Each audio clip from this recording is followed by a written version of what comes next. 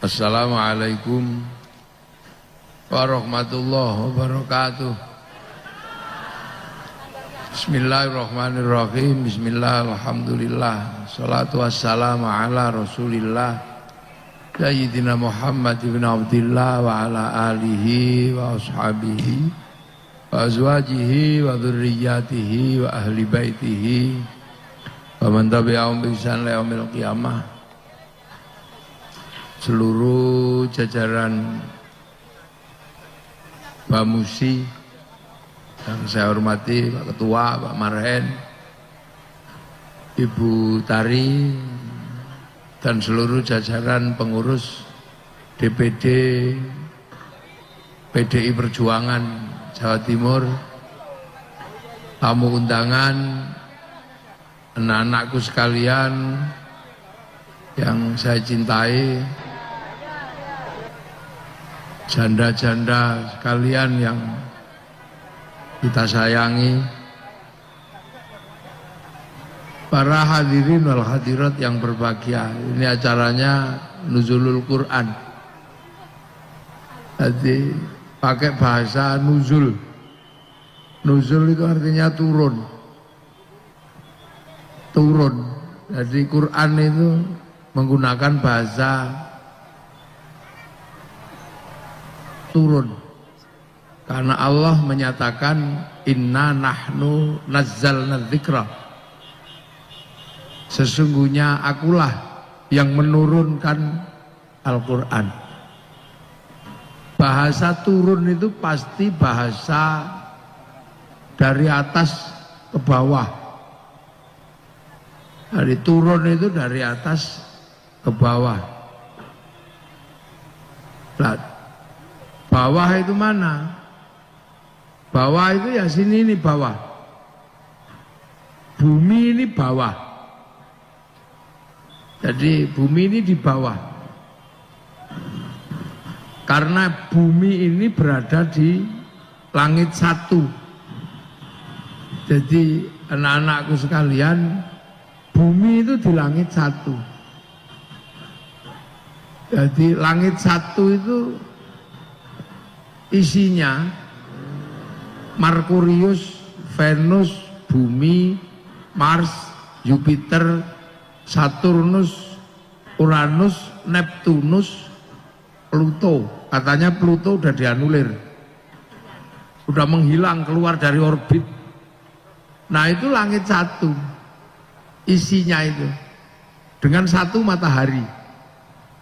Jadi semesta itu ada langit satu. Nah di antara langit satu itu ada planet namanya bumi. Nah ini yang kita tempati ini namanya bumi. Sampai bisa belajar ilmu tata surya. Bumi itu salah satu planet yang ada di galaksi Bima Sakti, orang menyebutnya. Karena kita orang Indonesia jadi menyebutnya Bima Sakti. Nah Quran itu turun dari mana? Quran itu turun dari langit ketujuh. Langit ketujuh itu di mana? Ya nggak ada yang tahu itu, kecuali Rasulullah itu tahu. Langit ketujuh itu tahu. Nah langit satu ini harus tembus keluar kalau mau sampai ke langit ketujuh. Itu melewati black hole, lubang hitam. Yang itu kepekatannya nggak bisa dihitung sampai hari ini. Bahkan Stephen Hawking pun nggak bisa merumuskan black hole, lubang hitam itu bentuknya kayak apa, wujudnya kayak apa, isinya apa, nggak ada yang tahu. Black hole. Nah nanti keluar dari black hole itu menembus lagi masuk langit kedua. Kita nggak kebayang langit satu aja jaraknya jauhnya kayak gini. Bumi ke Mars itu jaraknya jauhnya luar biasa. Jadi semesta ini luar biasa luas dalam bayangan manusia. Karena harus butuh ribuan tahun untuk perjalanan. Nah posisi langit kedua ini juga kita nggak tahu itu di mana ini. Karena ada langit-langit. Nah Al-Quran itu dari langit ketujuh. Langit ketujuh itu entah posisinya di mana. Nah, di langit ketujuh inilah sesungguhnya keberadaan cloud. Kalau anak sekarang menyebutnya cloud.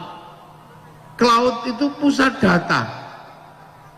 Jadi dunia dan seisinya ini ada pusat datanya. Ada harddisk besar yang di situ catatan seluruh dunia itu ada di situ, di cloud itu. Cloud itu terjaga betul, jangan sampai diretas. Jangan sampai dihack. Makanya disebut lauhil mahfuz. Catatan-catatan yang terjaga. Itu cloud. Orang Islam menyebutnya lauhil mahfuz. Kalau orang Yahudi sama Nasrani menyebut itu tabut Sulaiman. Kalau orang Yunani menyebut kotak Pandora. Nah, kalau orang Jepang menyebut kantong Doraemon. Pusat data itu. Nah, Quran itu dari situ, dari catatan dunia itu. Bal huwa Qur'anum Majid fi lauhim mahfuz. Quran itu dari situ. Jadi Quran itu kalau sekarang itu downloadan. Quran itu di-download. Di-download. Makanya ketika Quran itu turun, karena itu downloadan, PDF ibaratnya, maka menggunakan algoritma tertentu, menggunakan coding tertentu. Makanya Al-Quran itu ada codingnya, ada passwordnya, karena dia downloadan. Maka kalau sampean baca Al-Quran ada namanya alif lam mim nun, cuman huruf-huruf no, itu password itu. Nah, makanya seluruh yang di dalam Al-Quran itu tergantung algoritmanya ini. Makanya ulama-ulama dulu ada yang khusus belajar algoritma dan coding Al-Quran. Kitabnya misalnya Al-Awfaq, Mamba'u Usulul Hikmah, terus Jaljalut, Samsul Ma'arif, itu belajar coding. Maka rumusnya adalah abjadun hawazun. Nah, makanya orang kalau menguasai coding ini bisa mengambil materi apa saja, yang penting menguasai coding. Mencintai wanita gitu misalnya, nggak usah susah-susah, di coding aja, tulis huruf-huruf tertentu, masukkan minuman I love you, blah ya. Lah itu makanya namanya raja. Orang dulu menyebutnya raja atau wafak.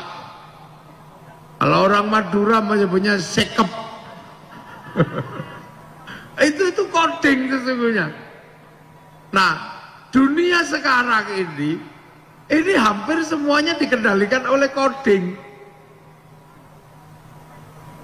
Uang yang didapat oleh Facebook itu kalau nggak salah dari sini aja sekitar 200 triliun. Itu Facebook itu menggunakan algoritma, pakai coding.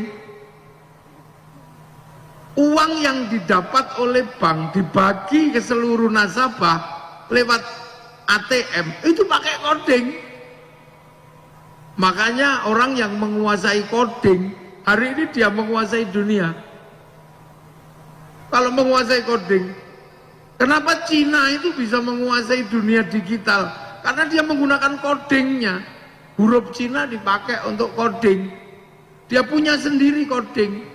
Dia bisa ngelawan Amazon pakai Alibaba, dia bisa ngelawan Facebook pakai QQ Ren, dia bisa ngelawan WhatsApp pakai WeChat. Itu pakai coding. Lah kita kebetulan nggak punya codingnya. Karena huruf kita ini huruf ABCD internasional, jadi data-data besar di Indonesia nggak bisa di-password karena algoritma dan coding kita sama. Coba misalnya kalau coding kita pakai huruf Jawa, passwordnya Mbel Gedes, itu orang nggak tahu. Tut Birut nggak tahu. Jadi penguasaan terhadap coding ini luar biasa.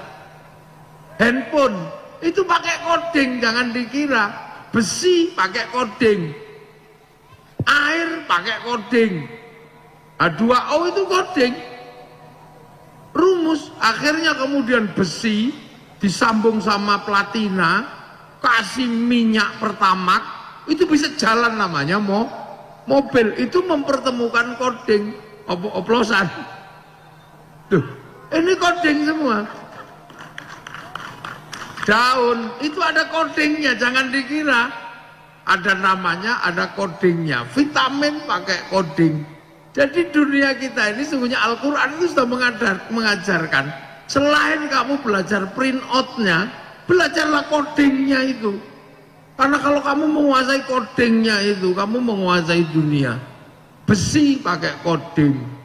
Pertemuan besi emas dengan beberapa logam mampu menghantarkan suara, mampu menghantarkan huruf, mampu menghantarkan gambar, namanya handphone. Ini pertemuan coding logam. Nah, karena kita nggak punya kekuatan untuk menguasai coding logam, ya kita terima produk, beli gitu aja, produksi nggak bisa. Nah, ini tugasnya PDI Perjuangan nanti bikin laboratorium untuk anak-anak Surabaya belajar coding dunia. Itu penting. Lah iya, kalau Bung Karno menyatakan berdikari, berdiri di kaki sendiri, hari ini harus menguasai algoritma dan coding. Kalau enggak ya bodong. Ya harus punya nih PDI. Bamusi bikin laboratorium. Mau dibikin di tempat saya juga boleh. Harus punya ini. Kemandirian ekonomi, kemandirian apa? Salah satu rumusnya adalah menggunakan coding hari ini. Gak bisa. Nah itu, Al-Quran itu sudah diajarkan tentang coding. Cuman kita tiba-tiba kalau ada orang belajar coding disebut bid'ah, disebut musyrik. Nah ini yang kemudian jadi masalah. Sehingga Quran gak bisa dipakai untuk belajar coding. Karena Quran itu hudal lil muttaqin, petunjuk bagi orang yang bertakwa. Nah orang bertakwa itu siapa? Alladzina yu'minuna bil ghaib. Coding-coding itu ghaib semua itu. Begitu santri belajar ghaib dikit musyrik, kafir. Lah ini akhirnya kita jauh.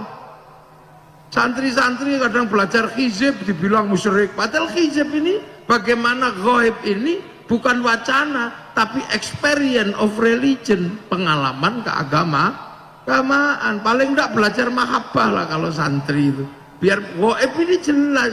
Ini kurikulum dasar kalau mau masuk ke dalam Al-Quran. Nah, kenapa manusia ini harus pakai Quran? Karena manusia dan Quran ini asalnya sama. Kalau Quran itu dari cloud itu, dari Lauhil Mahfud, manusia ini juga sama dari situ. Jadi manusia itu sebelum sampai di sini, itu di situ dulu. Namanya roh. Nah, roh itu chip yang didaftarkan di situ. Chip yang diregister di situ. Makanya handphone itu bisa hidup karena diregister di satelit oleh provider. Manusia bisa hidup karena roh itu diregister di situ. Makanya bahasanya kan datang dan pergi, pulang. Datang dari sana, pulang ke sana. Makanya ada yang menyebut innalillahi wa inna ilaihi raji'un. Ada yang kembali pada Allah Bapa di surga. Ada yang menyebut kembali Sang Hyang Widiwasa di swarga loka. Ada yang pulang kepada Sang Buddha di nirwana. Pulang kepada Yahweh di surga. Lah orang Islam kembali kepada Allah di akhir.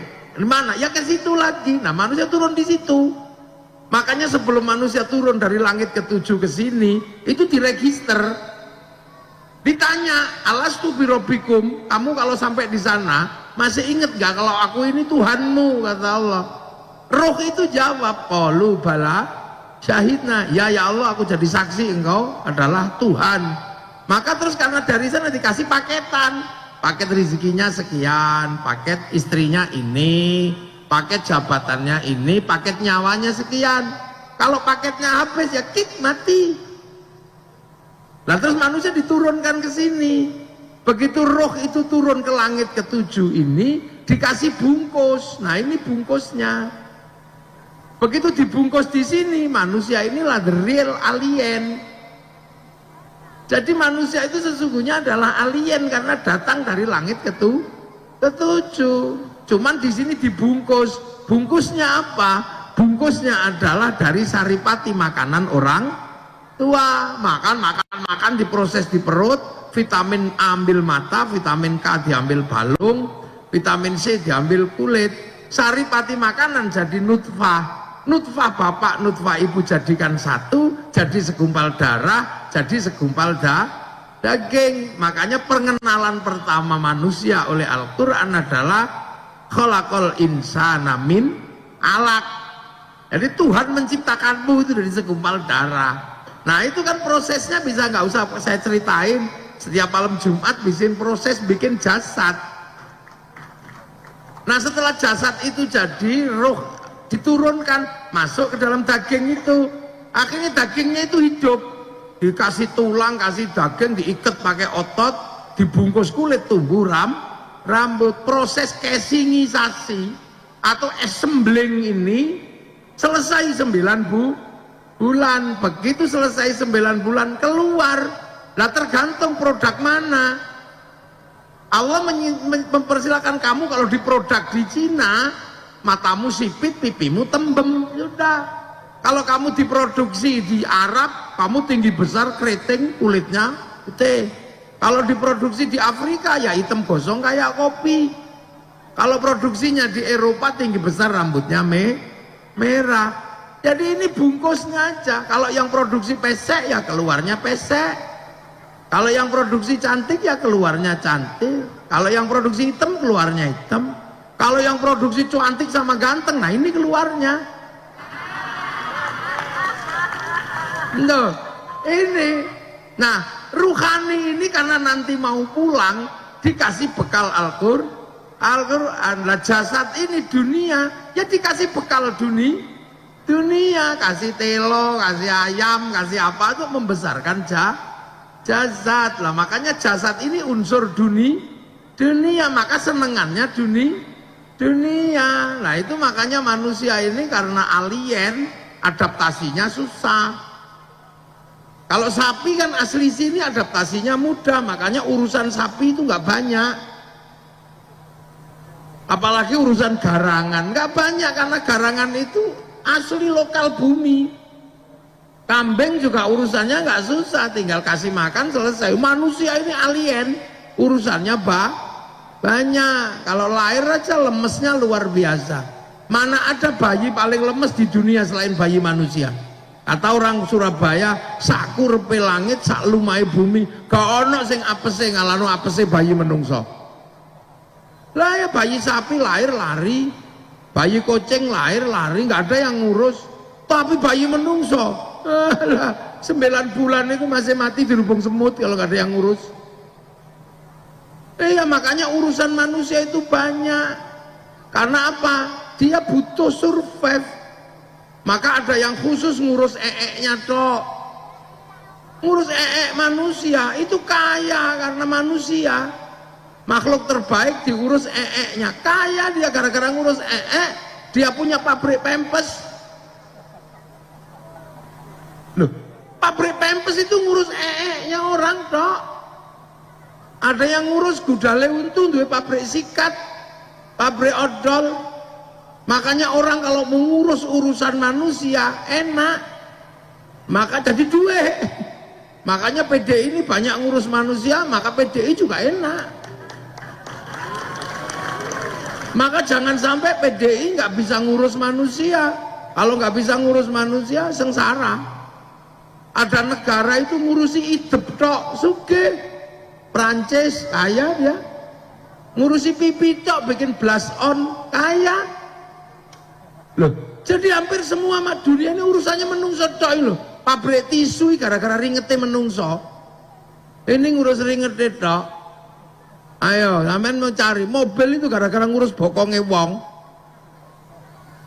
Son ini gara-gara ngurus kupingnya menungso. Mana dunia ini yang urusannya bukan urusan manusia? Ayo, sampean tak cari ayo.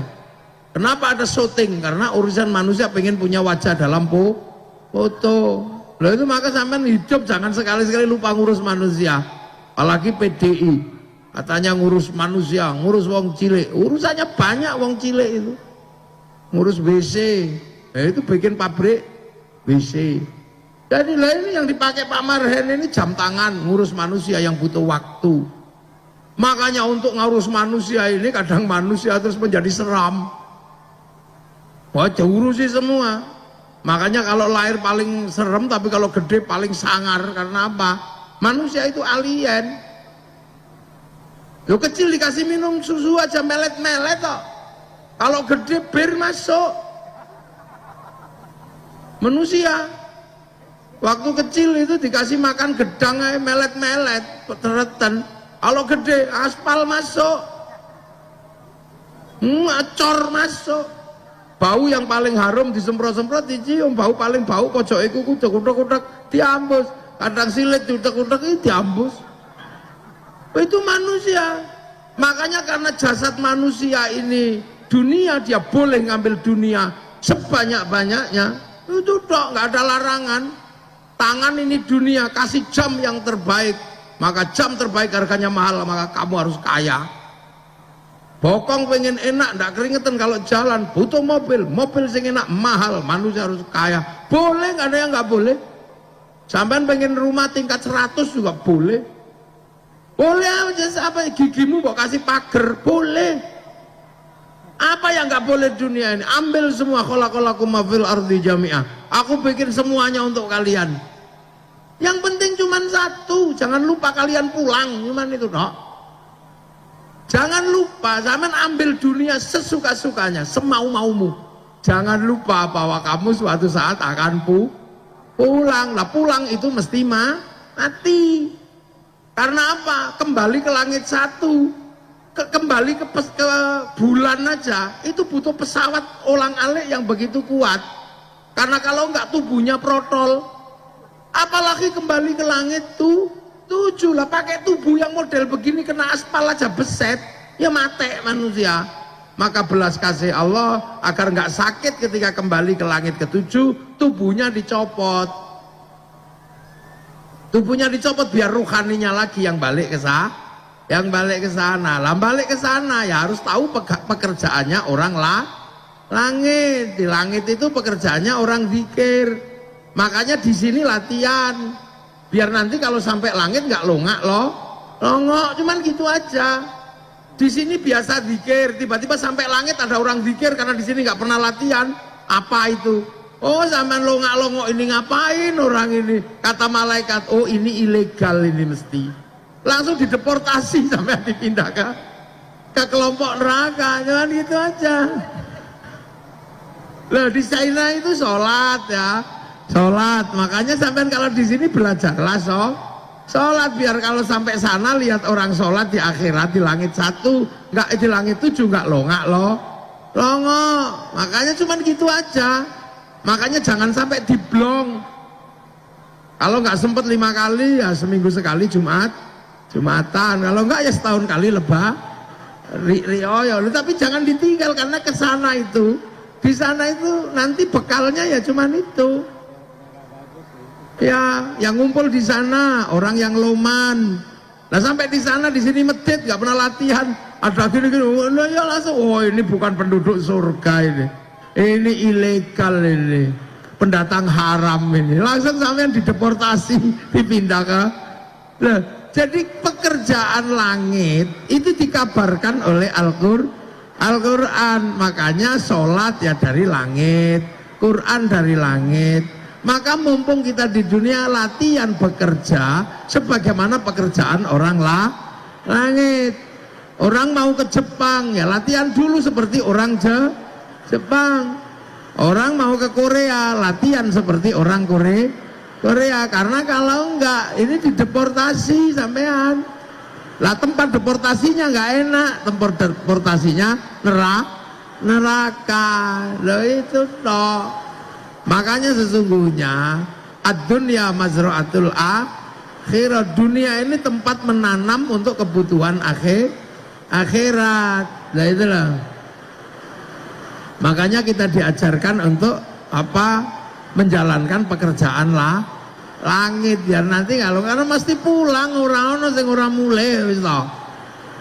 Makanya dunia ini boleh apa saja diambil gitu. Nah, karena dunia ini lalu lintas yang berbeda-beda, karena jasad ini akan ketemu dengan yang lain, akan ketemu dengan ini, maka bagaimana kemudian hidup di dunia ini biar nggak rakus, biar nggak serakah, biar nggak mengambil hak orang, karena semua orang pengen punya hak yang sama, pengen punya kehidupan yang sama, maka ada aturan. Nah, aturan inilah yang akhirnya muncul ada di tangan kita. Nah, itu yang akhirnya disebut konstitusi, disebut undang-undang, disebut aturan hidup.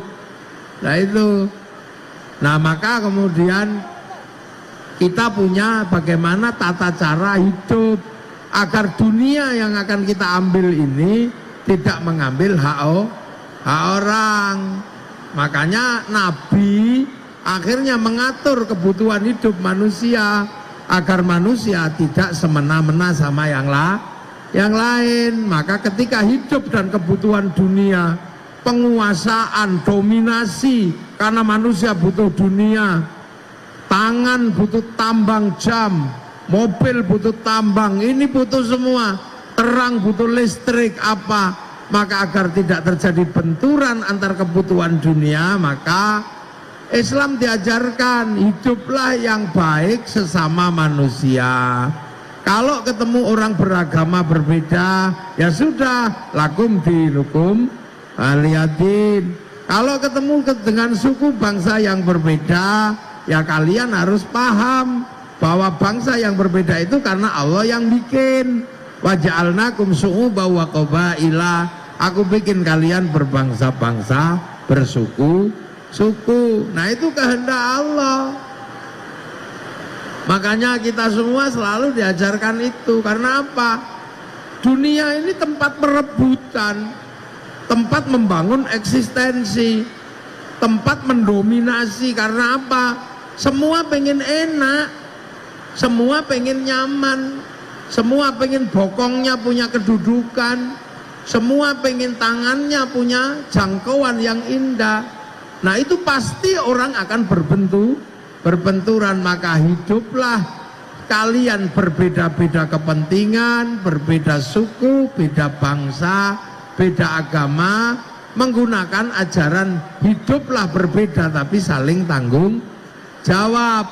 Makanya Islam waktu itu di bawah Rasulullah setelah Quran turun untuk manusia dan manusia punya takdir berebutan, maka diminta hiduplah berbeda tapi saling tanggung jawab. Kullukum ra'in wa kullukum mas'ulun an ra'iyati.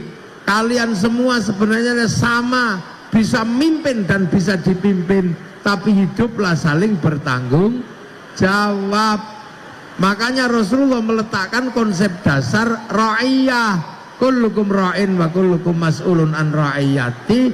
Ra'iyah adalah hidup yang berbeda suku, beda bangsa, beda agama, tapi saling tanggung jawab. Maka konsep ra'iyah itulah yang diambil oleh Indonesia. Maka orang Indonesia yang berbeda suku, bangsa, agama disebut ra'iyah, yang akhirnya diserap ke bahasa Indonesia menjadi rakyat.